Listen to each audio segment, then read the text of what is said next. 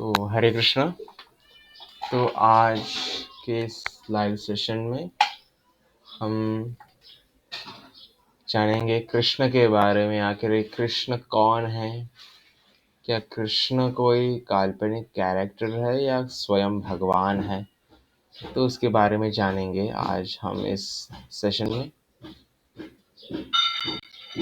तो यहाँ हम बहुत सारे शास्त्रों के बारे में जानेंगे, भागवत पुराण और चैतन्य चरितामृतम। यहाँ कृष्ण का वर्णन है। तो ये पहला पार्ट होगा, तो उसका अगला पार्ट कल डालेंगे। फर्स्टली जान लेते हैं, फर्स्टली प्रे करेंगे। ओम अज्ञानतिमिरन्धस्य ज्ञानाञ्जनशलाकया चक्षुरुन्मीलितं तस्मै श्रीगुरवे नमः। श्रीचैतन्यमनोभीष्टं स्थापितं येन भूतले स्वयं रूपं कदात्मा तथापि पदान्तिकम्। ओम नमो विष्णुपादाय कृष्णपृष्ठाय भूतले श्रीमते भक्तिवेदांत स्वामी इति नामिने। नमस्ते सारस्वती देवी गौरवाणी प्रचारिणी निर्विशेष शून्यवादी पाश्चात्य देशतारिणी। ओम वंदे श्रीगुरु श्रीयुक्तपदकमल श्रीगुरु श्री वैष्णवच्च श्रीरूप सग्रजात सगनंत रघुनाथ विंत सद्वैत सावधूत श्रीकृष्ण चैतन्य देव श्री राधा कृष्ण पादान सहगणन श्री ललिता श्री विशाखान्वितश्च। हे कृष्ण करुणा सिंधु दीनबंधु जगतपते गोपेश गोपिका कांत राधा कांत नमस्तुते। तप्त कांचन गौरांगे राधे वृंदावनेश्वरी वृषभानुसुते देवी प्रणमान्ये हरिप्रिये। वाञ्छाय कल्परूपच्च कृपा सिन्धु एव च पतितानां पावनेभ्यो वैष्णवेभ्यो नमो नमः। जय श्री कृष्ण चैतन्य प्रभु नित्यानंद श्री अद्वैत गदाधर श्रीवासादि गौर भक्तवृंद। हरे कृष्ण कृष्ण कृष्ण हरे हरे, हरे राम राम राम हरे हरे। तो कृष्ण कौन है? Who is Krishna? तो कृष्ण पूर्ण पुरुषोत्तम भगवान है। वो कैसे? किसने कहा है कि कृष्ण ही भगवान है? कि शास्त्र कहते हैं कृष्ण ही भगवान है। ब्रह्म संहिता में ब्रह्मा जी ने कहा है, ईश्वरम परमहं कृष्ण सच्चिदानंद विग्रह अनादिर्नादि गोविंद सर्व कारण कारण गोविंदमादि पुरुषम तमहम भजामि।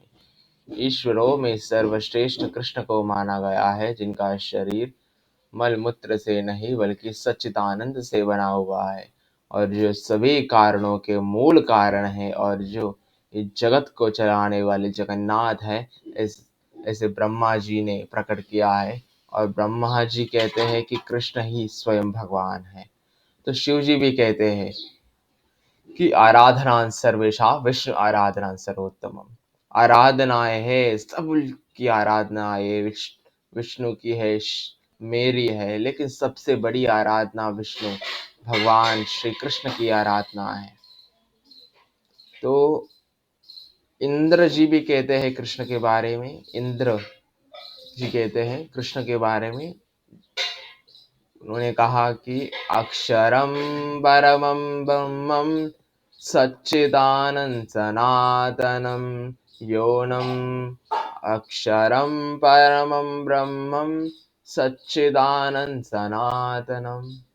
तो इंद्र जी ने कहा कि श्री कृष्ण पर ब्रह्म परमेश्वर है, और वही सच्चिदानंद स्वरूप है, और वही सनातन है।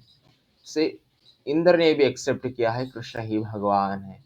और श्रीमद् भागवत महापुराण में सुखदेव गोस्वामी कहते हैं कि ईते कलाव पुंसाय कृष्ण अस्तु भगवान स्वयं, 16 कलाओं के स्वामी कृष्ण ही स्वयं भगवान है। ऐसे भागवतम में कहा गया है। बहुत सारे शास्त्र पुराण वेद, बहुत सारे वैदिक स्क्रिप्चर्स कह रहे हैं कि कृष्ण ही स्वयं भगवान है। तो कृष्ण ही भगवान है। तो श्रीमद् भागवतम में कहा क्या गया है कृष्ण के बारे में? तो श्रीमद् भागवतम कहता है कि 1.3.28 में श्रीमद् भागवतम में कहा गया है कि ईते च कला पुंसा ह्य कृष्णस्तु भगवान स्वयं इंद्रियारि व्यंकुल लोक मुड़यांति युगे युगे। तो यहाँ श्रीमद् भागवतम कहता है कि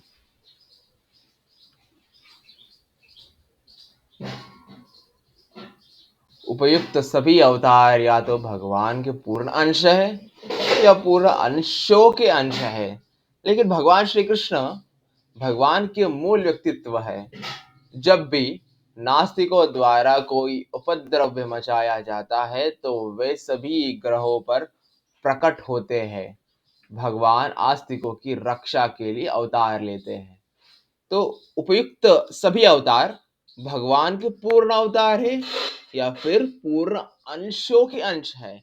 मतलब शिव जी महाकाल भगवान शिव वो भगवान के अंश अवतार है, भगवान के अंश अवतार है महाकाल भगवान शिव।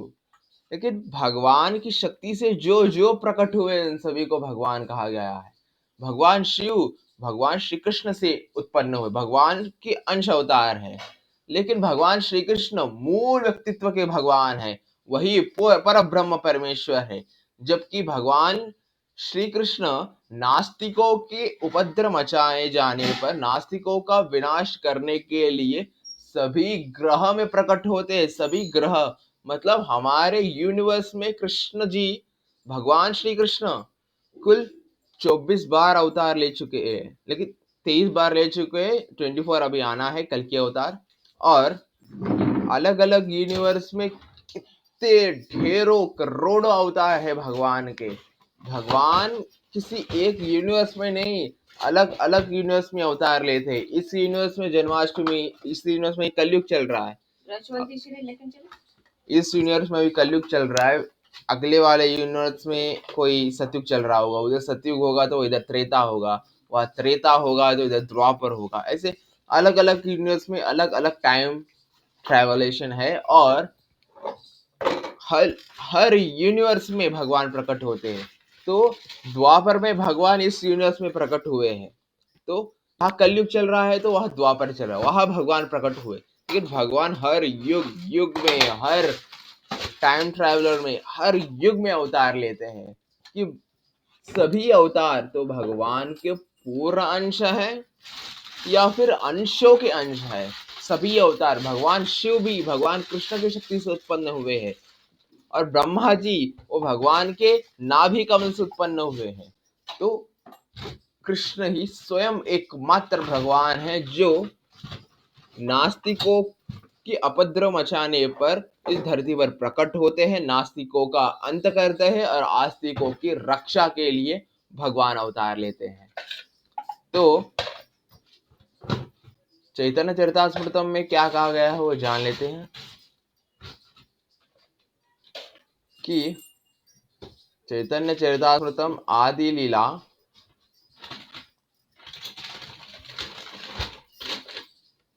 चैतन्य चरितामृतम में आदि लीला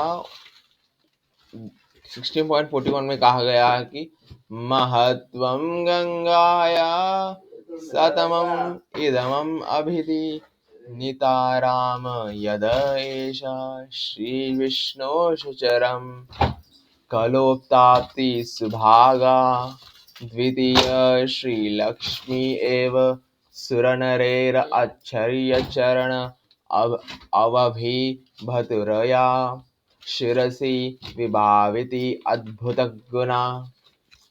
तो यह कहा गया है कि माँ गंगा की महानता हमेशा चमकती हुई रहती है। वह सबसे भाग्यशाली है, वह सबसे भाग्यशाली है क्योंकि वह भगवान के चरण कमलों से निकली है। वह भाग्य की दूसरी देवी है और इसलिए वह हमेशा देवताओं और मानवता दोनों द्वारा पूजी जाती है। सभी अद्भुत गुणों से संपन्न वह भगवान शिव के सिर पर खिलती है। तो गंगा की महानता तो सबसे तेजस्वी है। तो गंगा है ना, वो भगवान के चरणों से उत्पन्न हुई है। गंगा है ना, वो भगवान के चरणों से उत्पन्न हुई है, क्योंकि गंगा भगवान के चरणों से उत्पन्न हुई। गंगा सबसे पवित्र है और गंगा को भाग्य की दूसरी देवी कहा गया है, क्योंकि साक्षात लक्ष्मी भाग्य की प्रथम देवी है। वो हमेशा भगवान के चरण कमलों की आश्रय लेकर भगवान की सेवा करती है।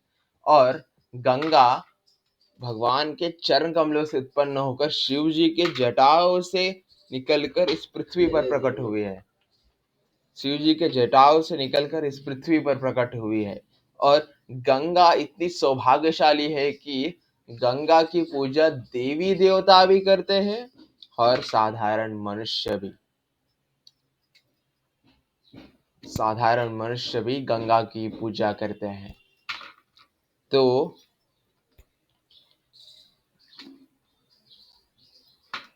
अगले श्लोक में जानेंगे क्या कहा गया है। सूतजनासि भद्रतो भगवान सत्वतापति देवक्य वासुदेवस्य जातो यस्य चिकित्स्यः। तो श्लोक में कहा गया है कि हे सूत गोस्वामी, आप पर सभी आशीर्वाद हो। आप जानते हैं कि इस उद्देश्य से भगवान देवकी के गर्भ में वासुदेव के पुत्र के रूप में प्रकट हुए थे। तो यहाँ पर सूत गोस्वामी से परीक्षित महाराज पूछ रहे हैं कि हे सूत गोस्वामी, आपकी सदैव हम पर कृपा बनी रहे। तो सूत गोस्वामी से पूछ रहे हैं कि भगवान ने देवकी के गर्भ से प्रकट हुए हैं, देवकी के सामने वो चतुर्भुज रूप में प्रकट हुए हैं, क्योंकि उन्होंने देवकी को अपने माता के रूप में स्वीकार किया है और वो देवकी के पुत्र कहलाए। और उनके प्रकट होने का उद्देश्य क्या है वो कृपया करके हमें बताइए, ऐसे सूत गोस्वामी से परीक्षित महाराज पूछ रहे हैं।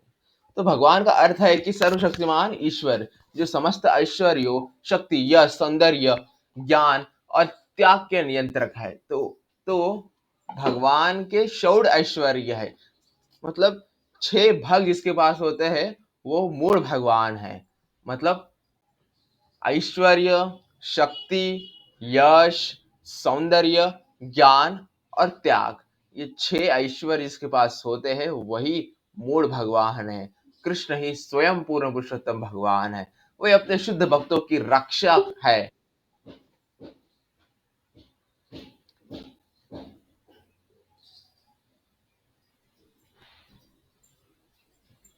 और वे अपने शुद्ध भक्तों के रक्षक है। भगवान अपने शुद्ध भक्तों की रक्षा के लिए इस धरा पर प्रकट होते हैं। और यद्यपि भगवान सबके प्रति समान भाव रखते हैं, फिर भी वे अपने भक्तों के प्रति विशेष रूप से प्रवृत्त होते हैं कि भगवान के लिए अपने सभी संतान एक समान है, लेकिन भगवान अपने भक्तों के ऊपर कुछ ज्यादा ही प्रेम विलास करते हैं, कुछ ज्यादा ही प्रेम प्रकट करते हैं हमारे अपने भक्तों के ऊपर।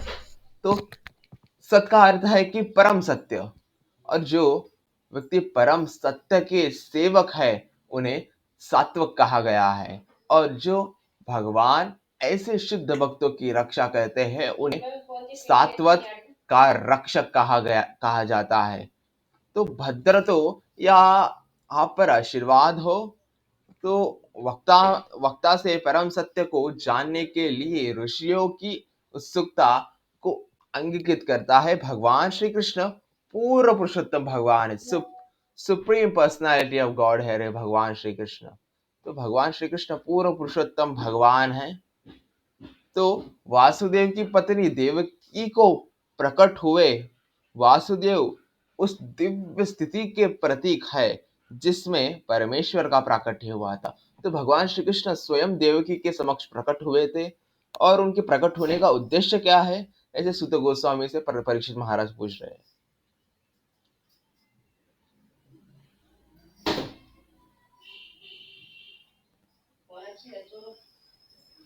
तो श्रीमद् भागवतम के 1.1.13 में कहा गया है कि तन्न शुश्रूषनामाना नमर्यस्य गणार्वर्णितम् यस्यावतारो भूताना क्षेमाच क्षेमाय च भावयाय च। तो यह कहा गया है कि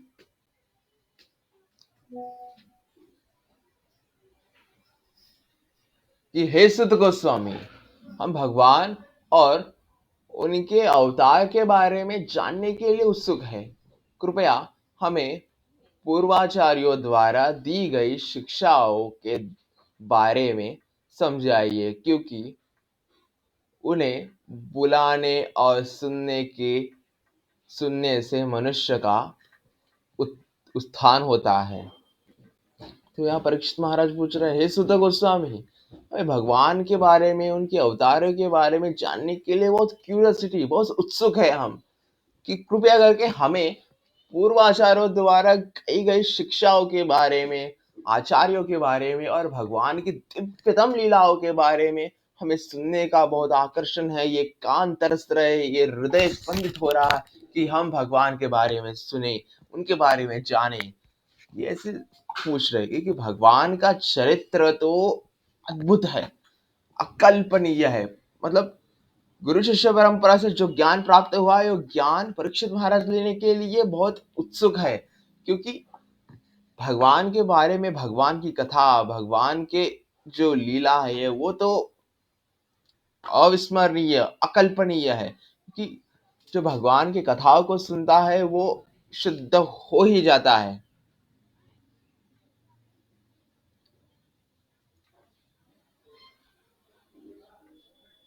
तो श्रीमद् भागवतम के 1.1.14 में क्या कहा गया है वो जान लेते हैं फर्स्टली।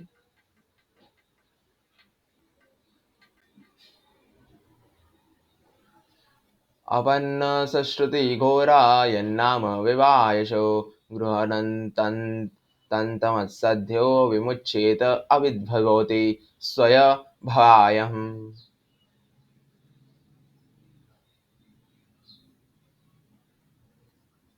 तो श्लोक का अर्थ है कि जन्म और मृत्यु के जटिल जाल में उलझे हुए जीव अनजाने में भी कृष्ण की पवित्र नाम का कीर्तन करने से तुरंत मुक्त हो सकते हैं, क्योंकि कृष्ण से कृष्ण से साक्षात भय भी डरता है।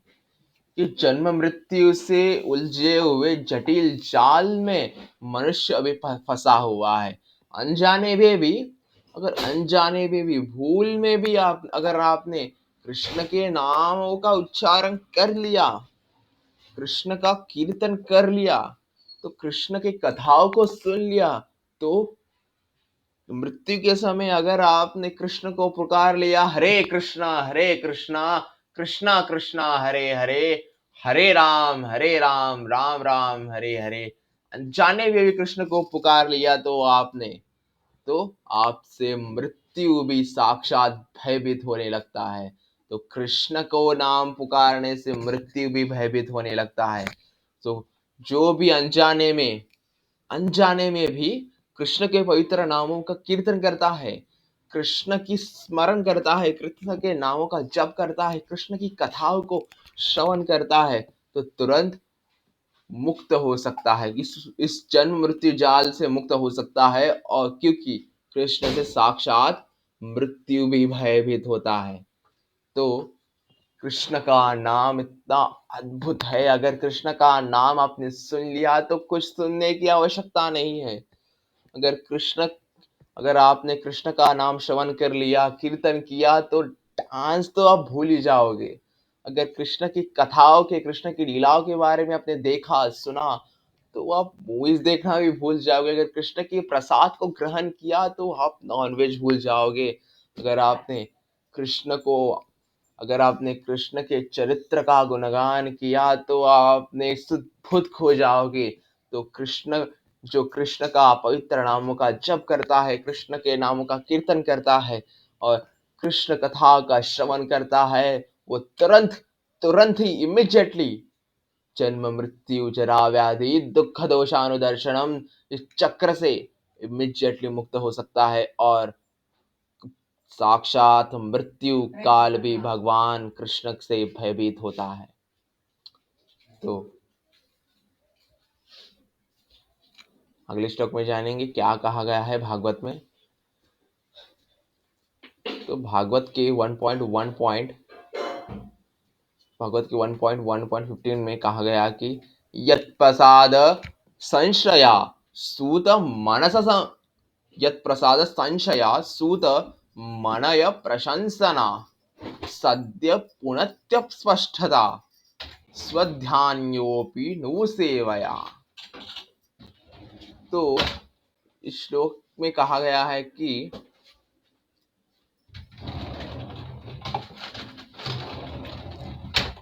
हे सुत, जिन महान ऋषियों ने भगवान के चरण कमलों की पूर्णतया शरण ले ली है, वे अपने संपर्क में आने वाले को तुरंत पवित्र कर देते हैं, जबकि गंगा का जल केवल दीर्घकाल तक उपयोग करने पर ही पवित्र करता है। तो यह कहा गया है कि जिन महान ऋषियों ने भगवान के चरण कमलों का पूर्णतः शरण ले ली है और अपने संपर्क में आने वाले तुरंत पवित्र कर देते हैं, जबकि गंगा कुछ टेम्पररी समय तक हम पवित्र हो सकते हैं, लेकिन गंगा में हम अगर डुबकी लगाएंगे और बाहर निकलेंगे तो उस क्षण तक, उस टाइम लिमिट तक, उस टाइम लिमिट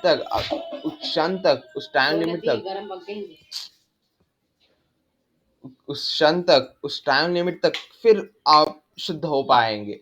अगर आप किया, कृष्ण के पवित्र कथाओं के बारे में सुना, कृष्ण का गुणगान किया, हर दिन कृष्ण की भक्ति में रममान हो रहे हो, अगर आपने कृष्ण के संपूर्ण सरेंडर किया है कृष्ण को, तो आपके संपर्क में जो जो व्यक्ति आएंगे वो तुरंत ही पवित्र हो जाएंगे। तो इतनी शक्ति है भगवान के भक्तों में कि जो भगवान की लीलाओं को सुनता है, जो भगवान के पवित्र नामों का गुणगान करता है, जो भगवान की भक्ति में ऐसा रम गया है, जो भगवान के सामने संपूर्ण समर्पित है, संपूर्ण सरेंडर है भगवान को, तो आपके संपर्क में जो जो व्यक्ति आते हैं वो सभी व्यक्ति पवित्र हो पाएंगे। तो इतनी शक्ति होती है भगवान के भक्तों में। तो अगला श्लोक श्रीमद् भागवतम का क्या है जानेंगे। 1.1.16 में क्या कहा है भागवतम में। तो 1.1.16 में भागवतम में कहा गया है कि को वा भगत तस्य पुण्यश्लोकेन कर्मणा शुद्धि कामो न शृणुयाध्यस्य कलिमालपहाहम्। को वा भगवतस्य तस्य पुण्यश्लोक्यद्य कर्मणा शुद्ध कामो न शृणुयाद यः कलिमलापहम्। तो इस कलवह युग को दोषों से मुक्त की इच्छा रखने वाला कौन है, जो भगवान की पुण्यमयी महिमा को सुनने को तैयार ही नहीं है। तो इस कलयुग में भगवान की पुण्यमय सेवा को करने के लिए, भगवान के पवित्र कथाओं को सुनने के लिए, भगवान के दिव्य रूपों का गुणगान करने के लिए, इस कलयुग के पीड़ा से मुक्त होने के लिए कोई भी भगवान का गुणगान कर ही नहीं रहा है। इस कलयुग में, इस कलयुग को कलह युग, कली का युग कहा गया है, क्योंकि इस कलयुग में धर्म का पालन ही नहीं कर रहा है, सभी अधर्म हो चुके हैं। लेकिन अगर इस कलयुग में अगर आपने कथा सुनी भगवान की, भगवान का श्रवण किया, भगवान के पवित्र नामों का उच्चारण किया, तो आप इस जन्म से मुक्त पाकर उस आध्यात्मिक जगत में जा पाओगे। तो कलयुग अपनी कलहपूर्ण विशेषताओं के कारण सबसे अधिक निर्दयी युग कहा गया है, कि कलयुग दुष्टों आदतों से इतना संतृप्त है कि जरा सी गलत फहमी पर भी बड़ा झटका हो जाता है। तो इस कलयुग में लोग भगवान को भूले बैठे हैं। कुछ चंद पैसों के टुकड़े के लिए भगवान की भक्ति, भगवान की सेवा, भगवान की नाम जप को भूले बैठे हैं इस कलयुग में लोग। तो महाप्रभु ने कहा कि 10,000 वर्षों तक कलयुग में भक्ति टिकी रहेगी। भगवान की भक्ति, भगवान के नामों का संकीर्तन टिका रहेगा। जब 10,000 वर्ष पूर्ण हो जाएंगे तो घोर घोर घोर घोर कलयुग आएगा।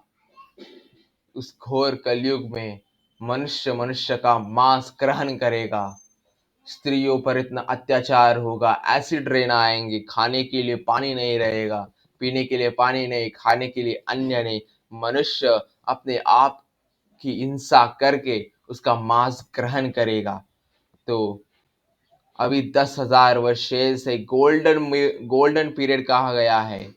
इस पीरियड को 10,000 ईयर है। इस पीरियड में अगर आपने भगवान का स्मरण किया, भगवान का कीर्तन किया, भगवान की कथाओं का श्रवण किया, भागवत को सुना, तो इसी जन्म में आप उस परमेश्वर के परम धाम गोलोक वैकुंठ जा पाओगे, गोलोक वृंदावन वैकुंठ धाम जा पाओगे। तो अगर आपको इस दुख, इस पीड़ा, इस जन्म मृत्यु चक्र से मुक्त होना है तो भगवान के पवित्र नामों का जप मात्र एकमात्र साधन है कि भगवान के पवित्र नामों का जप। तो आगे जानेंगे श्रीमद् भागवतम में क्या कहा गया है।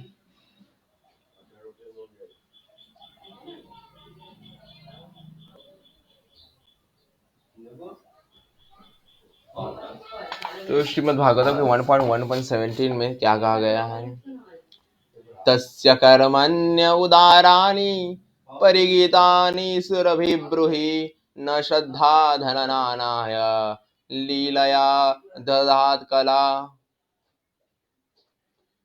उनके दिव्य कार्यों भव्य और कृपापूर्ण है तथा नारद जैसे महान विद्वान ऋषिगण उनका गुणगान करते हैं। अतः कृपया हम लोगों को जो सुनने के लिए उत्सुक है उनके विभिन्न अवतारों में किए गए साहसिक कार्यों के बारे में बताइए। सुखदेव गोस्वामी से परीक्षित महाराज पूछ रहे हैं कि जो विद्वान ऋषिगण भगवान के परम भक्त नारद मुनि उन भगवान के गुणगानों को हर समय, हर पल, हर सेकंड भगवान के गुणगानों को पूछते हैं। हर समय नारायण नारायण नारायण नारायण नारायण नारायण जपते रहते हैं। उन परम भगवान परमेश्वर के बारे में सुनने के लिए हमारे कान तरस रहे, हमारा दिल भगवान के बारे में सुनने के लिए धक धक हो रहा है और बहुत उत्सुक है, बहुत क्यूरियोसिटी है हमारे मन में। हम भगवान के अवतारों के बारे में, उनके गुण के बारे में, उनके कार्यों के बारे में सुनने के लिए कृपया करके हे महर्षि, कृपया करके हमें बताइए कि भगवान कौन है और उनकी दिव्य लीलाएं कैसी है, वो दिखते कैसे है, वो खाते क्या है, उन्होंने क्या कार्य किया है, वो सुनने के लिए बहुत उत्सुक है परीक्षित महाराज। तो ऐसी उत्सुकता हम में होनी चाहिए कि कौन है ये भगवान जिन्होंने इस सृष्टि को बनाया है। ऐसे फूल, पक्षी, प्राणी, जंतु, जीव, मनुष्य, ब्रह्मांड को बनाया है। कौन है वो भगवान जो नारद मुनि के सबसे प्रिय है, जो नारद मुनि हमेशा नारायण नारायण नारायण नारायण नारायण नारायण जपते रहते हैं। कौन है ये भगवान जो हमेशा मुरली वादन करते रहते हैं और हमेशा अपने रासलीला में मग्न और राधा रानी से सबसे अधिक प्रेम करते हैं। वो कौन है ये भगवान, इनके बारे में जानने के लिए हम उत्सुक है। ऐसे ही उत्सुकता हमें होनी चाहिए कि जैसे परीक्षित महाराज में उत्सुकता है वही उत्सुकता हमें होनी चाहिए।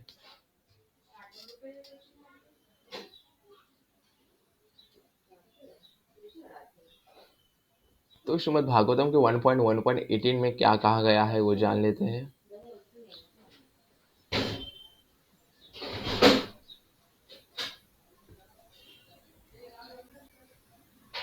अथा क्या ही हरेर धीमनान अवतार कतः शिव लीला विद्यता स्वैर ईश्वरस्य मायाय। तो हे बुद्धिमान सुत, कृपया हमें परमेश्वर के अनेक अवतारों की दिव्य लीलाएं सुनाए। परम नियंता भगवान के जिसे शुभ साहसिक कार्य और लीलाएं उनकी अंतरिंग शक्तियों द्वारा ही संपन्न होती है। कि सूत गोस्वामी सबसे बुद्धिमान है, सबसे बुद्धिमान ऋषियों में सूत गोस्वामी को कहा गया है। सूत गोस्वामी साक्षात वेद व्यास जी के पिताश्री है और वेद व्यास जी के गुरु महाराज गुरुदेव है। वो भगवान के परम भक्त नारद मुनि है वेद व्यास जी के।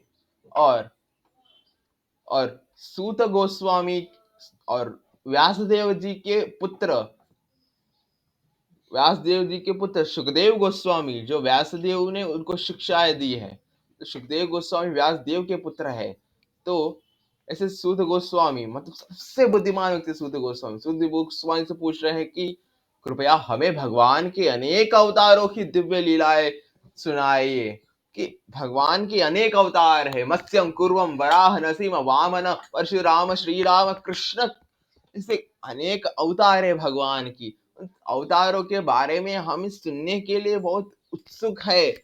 हम भगवान की दिव्य लीलाएं हमें सुनाइए। और परम नियंता भगवान के ऐसे शुभ साहसिक कार्य और लीलाएं उनकी अंतरिंग शक्तियों द्वारा ही संपन्न होती है। भगवान के सभी शुभ कार्य, सभी दिव्य लीलाएं उनकी आकर्षण शक्तियां और उनकी साहसिक शुभ कार्य अंतरिंग शक्तियों द्वारा ही संपन्न होती है। तो इस भौतिक जगत के सृजन पालक तथा संहार के लिए स्वयं भगवान हजारों अवतारों में प्रकट होते हैं तथा उन दिव्य रूपों में जो विशिष्ट साहसिक कार्य होते हैं वे सभी शुभ होते हैं। जो लोग ऐसे कार्यों के दौरान उपस्थित रहते हैं तथा जो लोग ऐसे कार्यों की दिव्य कथाएं सुनते हैं वे दोनों ही लाभान्वित होते हैं। तो भगवान ने हजारों बार प्रकट हुए हैं, लेकिन एक ही बार नहीं, द्वापर में आए, त्रेता में आए, सतयुग में आए, अभी कलयुग में आने वाले, एक ही बार नहीं। भगवान ने प्रति अलग अलग यूनिवर्स में प्रकट हुए, हजारों बार भगवान प्रकट हुए हैं इस धरा पर हजारों बार भगवान प्रकट हुए हैं। और भगवान के दिव्य रूप, लीला, विशेषताएं, उनकी कथाओं के बारे में, उनके ऐश्वर्यों के बारे में जो लोग सुनते हैं, दिव्य कथाओं को सुनते हैं, वो दोनों लाभान्वित होते हैं। जिसने पढ़ा है उससे भी लाभ प्राप्त होता है और जिसने कथाओं के बारे में सुना है उससे भी उतना ही लाभ प्राप्त होता है। तो अगले श्लोक में जानेंगे क्या कहा गया है।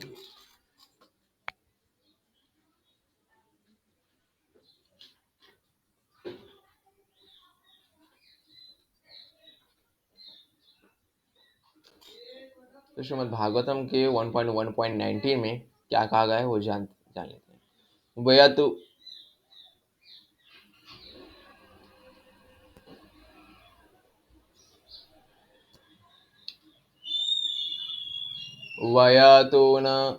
वयतो न वितृप्यम उत्तम श्लोक विक्रमे यच शृणावत्यत्र स ज्ञान स्वधु पदे पदे। तो इस श्लोक में कहा गया है कि हम भगवान की दिव्य लीलाओं को सुनने से कभी नहीं थकते, जिनकी महिमा भजनों और प्रार्थनाओं द्वारा की जाती है। जिन लोगों ने उनके साथ दिव्य संबंधों के लिए रुचि विकसित की है, वे हर पल उनकी लीलाओं को सुनने का आनंद लेते हैं। मतलब हम भक्त भगवान की लीलाओं को सुनने के लिए, भगवान के बारे में कथा करने के लिए कभी भी नहीं थकते। क्योंकि भगवान की महिमा, भगवान के भजन, भगवान के प्रार्थनाएं तो अद्भुत, अकल्पनीय है। जो उनको सुनता है, उनका गुणगान करता है, स्वयं उनके वचनों के, उनके कथाओं के, लीलाओं के मध्य में रममान हो जाता है। जिन लोगों ने उनके कथा, दिव्य संबंधों के लिए रुचि विकसित की है, वे हर पल उनकी लीलाओं को सुनने का आनंद लेते हैं। जिन्होंने भगवान की लीलाओं में रुचि विकसित की है, उनकी लीलाओं का एडिक्शन हुआ है, मोहित हो रहे हैं कि भगवान के बारे में और जाने, और कथा सुने, और कथा और कथा सुने, और नाम जप करे, और कीर्तन करे, और प्रसाद खाए, और भगवान के बारे में दूसरों को बताए और सुनिए। ऐसा जो करता है वो हर दिन, हर क्षण, हर पल, हर सेकंड सच्चिदानंद स्वरूप को याद करता है और हर पल आनंद का अनुभव करता है। और श्रीमद् भागवतम के अगले श्लोक में जानेंगे क्या कहा गया है। श्रीमद् भागवतम के ये आखिरी श्लोक हैं, से ये पहला पार्ट खत्म हो जाएगा, दूसरा पार्ट हम कल रिलीज करेंगे। तो श्रीमद् भागवतम के 1.1.20 में क्या कहा गया है। कृतवान किल कर्माणि सह रोमेन केशव अतिमात्यानि भगवान गूढ़ कपट मानुषा। तो इसका अर्थ क्या है वो जान लेते हैं।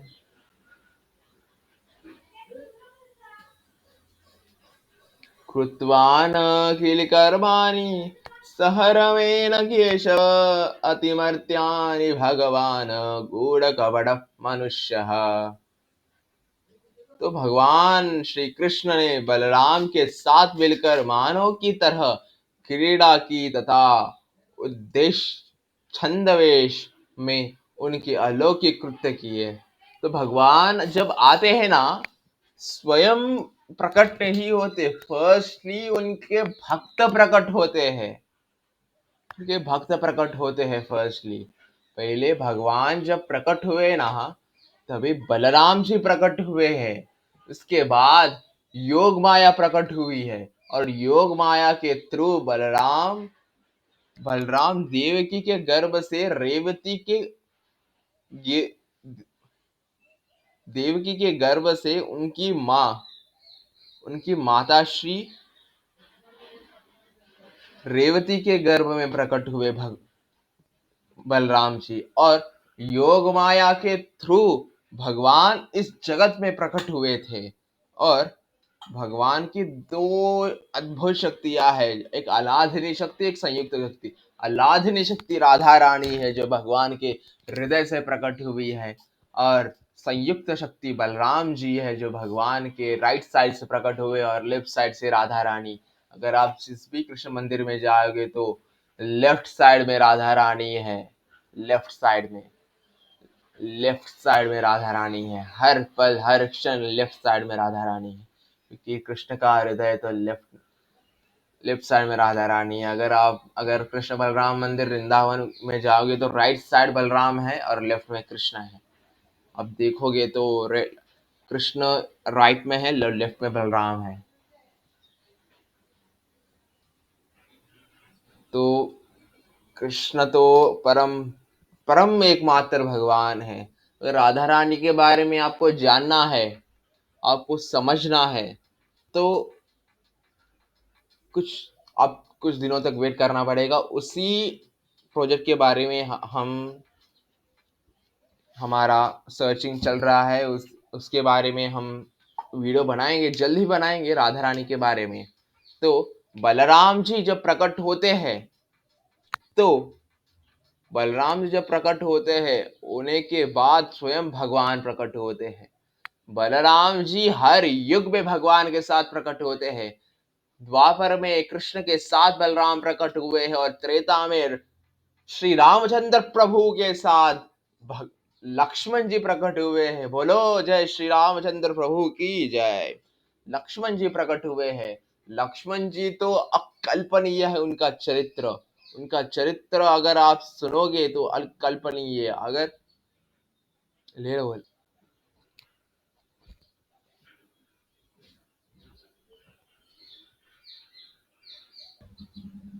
अगर आप लक्ष्मण जी के चरित्र को सुना तो अकल्पनीय है, क्योंकि राम भगवान ऐसा कोई भाई देखा है कि उसको सीयू, उसके पिताश्री इस पूरे कंपनी के, मतलब उसके पिताश्री पूरे पृथ्वी के महाराज है, और उन्होंने राजपद को त्याग कर अपने पुत्र को दे दिया।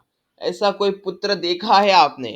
कि पुत्र देखा है कि पिताश्री ने कहा है कि राज मुकुट धारण करके राज्य चलाओ, और माता कैकेयी के आदेशानुसार माता कैकेयी के आदेशानुसार पिताश्री ने कहा है, तुम राज, धर्म त्याग, राजनीति सब कुछ त्याग करके 14 सालों तक वन में निवास करोगे। तो अगर आप राम जी के हालत पर अगर आप होते तो नहीं छोड़ते थे सब कुछ ऐश्वर्य। लेकिन भगवान श्री रामचंद्र तो परम नियंता भगवान, परम पर एकमात्र परमेश्वर है भगवान श्री राम।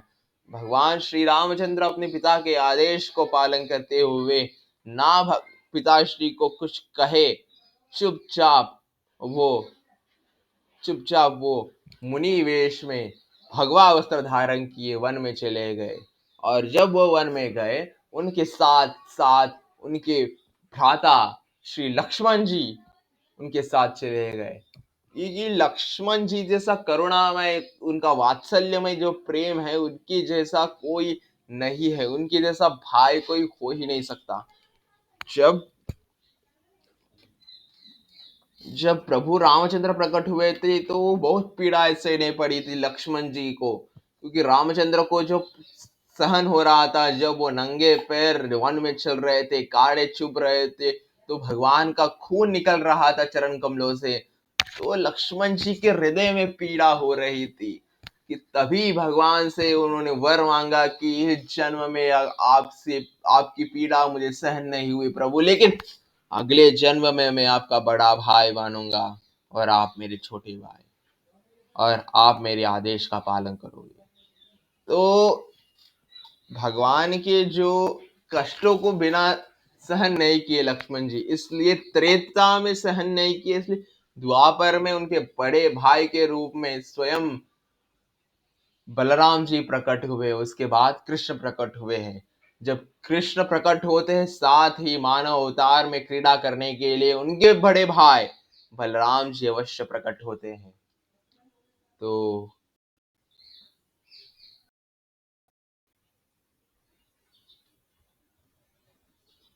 अगर आपको ये वाला पसंद आया तो ज़रूर, अगर मिलते हैं अगले लाइव में, तो हरे कृष्ण। कोई प्रश्न है तो पूछ सकते हो, तो कमेंट बॉक्स में प्रश्न है तो पूछ सकते हो, हम उसका उत्तर देने का समय दिखाएंगे।